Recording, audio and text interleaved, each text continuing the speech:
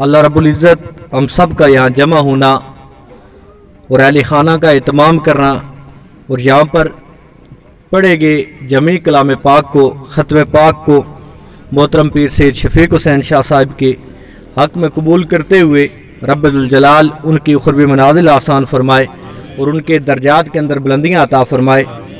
सारे अहबाब सरकार दो आलम सल्लल्लाहु अलैहि वसल्लम की बारगाह नाज में अकीदत व मोहब्बत के साथ दुरूद पाक पढ़ें, क्योंकि सरकार दो आलम सल्लल्लाहु अलैहि वसल्लम का फरमान आली शान है कि इन्नी लारिफु हजरम बिमक्कती काना युसल्लिमु अलैया क़ब्ल अन उबसा, कि मैं मक्का के उस पत्थर को भी पहचानता हूँ कि जो मेरी बेसत से कबल मुझ पर दुरूद पाक पढ़ा करता था। और सरकार दो आलम सल्लल्लाहु अलैहि वसल्लम ने अपनी उम्मत के हवाला से इरशाद फरमाया कि जब भी मेरा कोई उम्मती मुझ पर दुरूद पाक मोहब्बत के साथ पढ़ता है तो उसका दुरूद पाक मुझ पर पेश किया जाता है। अल्लाह रब्बुल इज़्ज़त सरकार दो आलम सल्लल्लाहु अलैहि वसल्लम की ज़ात बाबरकात पर हम में से हर एक को कसरत के साथ दुरूद पाक पढ़ने की तौफीक अता फरमाए। जो आया मुक़द्दसा आपके सामने तलावत की, उसके अंदर परवरदिगार आलम इरशाद फरमाता है कि बेशक तुम्हारा मददगार वो अल्लाह है, उसका रसूल है और वो ईमान वाले हैं जो नमाज कायम करते हैं और हालत रुकू के अंदर ज़कात अदा करते हैं। अब इस आये मुक़द्दसा से हमें ये पता चलता है कि अल्लाह रब्बुल इज़्ज़त भी और उसका रसूल भी वो अपने बंदों की मदद करते हैं। और फिर रब्बुल जलाल कुरान मुक़द्दस की इस आये मुक़द्दसा में हमें ये बात बतला रहा है कि वो ईमान वाले जो नमाज़ें कायम करते हैं वो भी अपने मोमिन भाइयों के मददगार बन जाया करते हैं। और इस आये मुक़द्दसा के हवाला से मुफस्सरीन लिखते हैं कि यह आये मुक़द्दसा हज़रत अली उल मुर्तज़ा शेर खुदा के हक़ में नाज़िल हुई। इसी तरह एक दूसरी आये मुक़द्दसा, उसके अंदर भी रब्बुल जलाल अपने नेक बंदू के मददगार होने का तज़किरा करते हुए इरशाद फरमाता है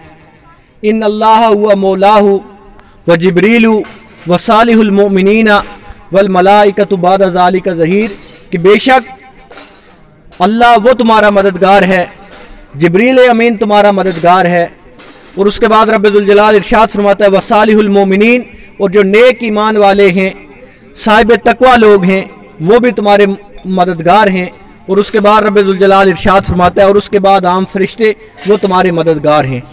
इन आयात मुक़द्दसात से हमें पता चलता है कि अल्लाह रब्बुल इज़्ज़त ने अपने कामिल बंदों को ये ताकत अता की है कि वो अपने दूसरे मोमिन भाइयों की और साहिब ईमान लोगों की मदद कर सकते हैं। मोहतरम हज़रत पीर सैयद शफीक शाह साहिब का तल्लुक़ हज़रत पीर सैयद सैयद अली शाह साहब स्वाबी रहमतुल्लाह ताला अलैह के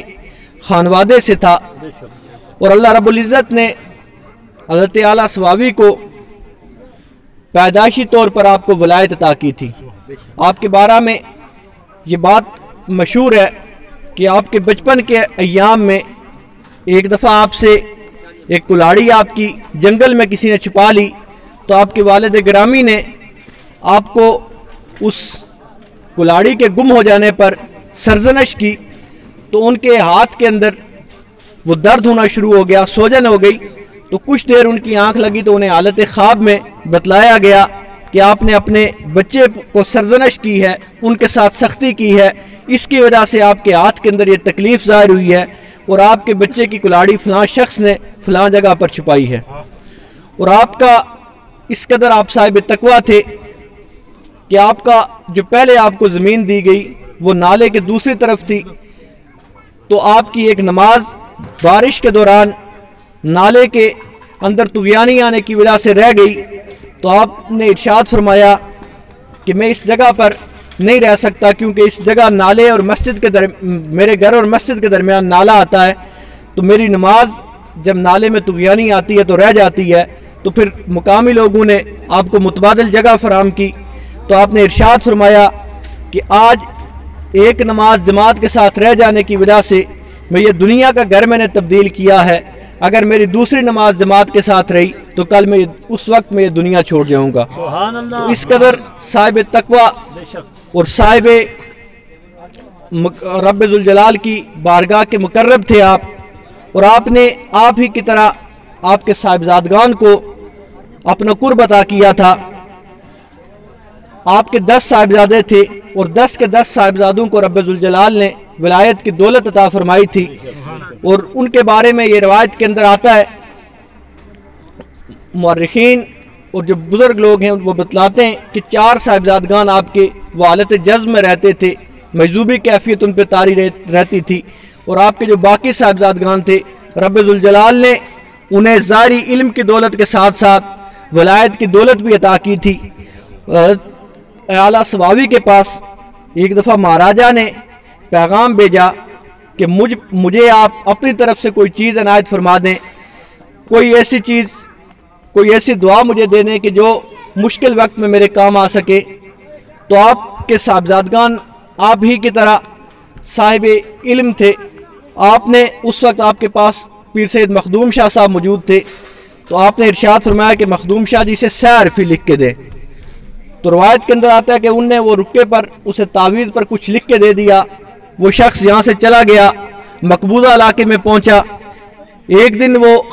अपने अजाम से अजामत करवाने के लिए उसके सामने बैठा, तो उसके जहन में ये ख्याल आया कि मैं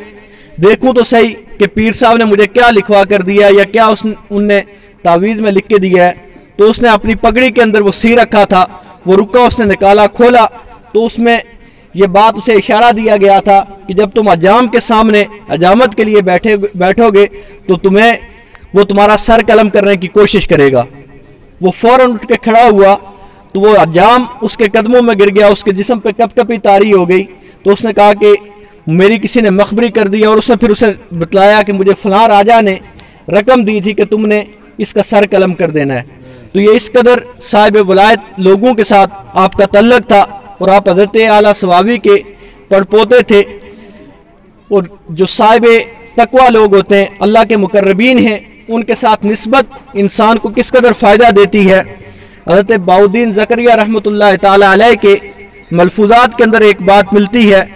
कि एक दफ़ा आप शहर के अंदर मौजूद थे, आपने देखा कि एक शख्स कशकोल उठाए हुए चक्कर लगा रहा है, और वो बार बार आवाज़ और ये सदा लगा रहा था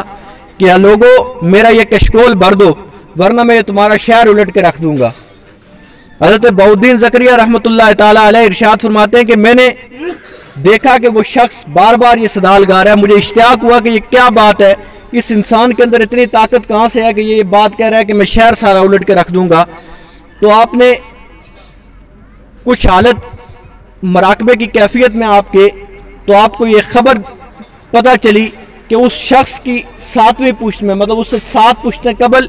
एक अल्लाह के वली कामिल हैं, और वो बुजुर्ग अपने शहर हाथ पर उस पूरे शहर को उठाए हुए। तो हज़रत बाउद्दीन ज़करिया रहमतुल्लाह ताला अलैह ने इरशाद फरमाया कि लोगों इसका कशकोल भर दो, इसके पुश्तों में और इसके आबा व अजदाद में अल्लाह का एक वली कामिल गुजरा है, और वो इसकी सदा पर वो उस पूरे शहर को हाथ में उठाए हुए है। अल्लाह रब्बुल इज़्ज़त अपने मुकर्रबीन के साथ निस्बत की वजह से इनकी जमी आने वाली मनाजिल आसान फरमाए। और औलिया कामिलीन की तालीमात में से है कि इंसान अपनी ज़िंदगी को रब की याद में बसर करे। हज़रत ख्वाजा कमरुद्दीन सियालवी रहमतुल्लाह ताला अलैह आपके एक किताब के अंदर आप लिखते हैं कि एक बादशाह था, उस बादशाह ने एक शहर को फतह किया, और जब उसने उस शहर को फतह किया, अपने मफतूह इलाके में वो दाखिल हुआ, तो इस एक कब्रिस्तान से उसका गुजर हुआ। कब्रिस्तान में उसने देखा कि कब्रों पर किसी की उम्र 15 साल लिखी है, किसी की 20 साल लिखी है, किसी की 25 साल लिखी है, किसी की 5 साल, इससे ऊपर उम्रें नहीं लिखी थी। वो बड़ा हैरान हुआ कि ये क्या बात है कि मैंने इस शहर को फतह किया, जब मेरे लश्कर ने इस शहर पर चढ़ाई की तो मरने वाले लोगों में बूढ़े लोग भी थे, बड़ी उम्रों के लोग भी थे, बच्चे भी थे, जवान भी थे, लेकिन यहाँ कब्रिस्तान के अंदर जो कब्रें हैं इन पर तो उम्रें बहुत कम लिखी हुई हैं। उसने करीबी गांव से एक शख्स को बुलाया और उसने पूछा कि ये क्या बात है कि इस एरिया के अंदर, इस इलाके के अंदर लोगों की उम्रें इतनी कम है। तो उस शख्स ने जवाबन बादशाह को बड़ी प्यारी बात की। उसने कहा कि हम कब्रों पर वही उम्रें लिखती हैं जो 70 साल हमारी अगर उम्र है तो हम 70 साल नहीं लिखते, बल्कि 70 साल में से कब्र पर हम वो उम्र लिखते हैं कि जो रब की याद में बसर हुई हो। जो उम्र रब की याद में बसर ना हुई हो, जो रब की याद से गफलत की हालत में हमारी गुजरी हो, हम उस عمر کو شمار نہیں کرتے۔ اللہ رب العزت ہم میں سے ہر ایک کو عمل کی توفیق عطا فرمائے، اور سرکار دو عالم نور مجسم صلی اللہ علیہ وآلہ وسلم نے بھی اس حوالہ سے ارشاد فرمایا اور ہمیں بتلایا کہ جب انسان رب کی بارگاہ میں پیش ہوگا تو رب ذوالجلال اسے سوال کرے گا کہ میرے بندے، میں نے تجھے عمر عطا کی تھی، تو نے اپنی عمر کو کن کاموں میں گزارا؟ اسی طرح بندے سے رب ذوالجلال سوال کرے گا کہ میں نے تجھے مال و دولت عطا کیا تھا، اے میرے بندے تو نے مال و دولت کو کن کاموں کے اندر خرچ کیا؟ اسی طرح بندے سے سوال ہوگا کہ اے میرے بندے، تجھے میں نے زندگی دی تھی، تو نے زندگی کن کاموں میں گزاری؟ اللہ رب العزت ہم میں سے ہر ایک کے یہاں پہ کہے گئے کلمات خیر کو اور اچھی باتوں کو محترم پیر سید شفیق شاہ صاحب کے حق میں قبول فرمائے، اور ان کی آنے والی جمع منازل آسان فرمائے۔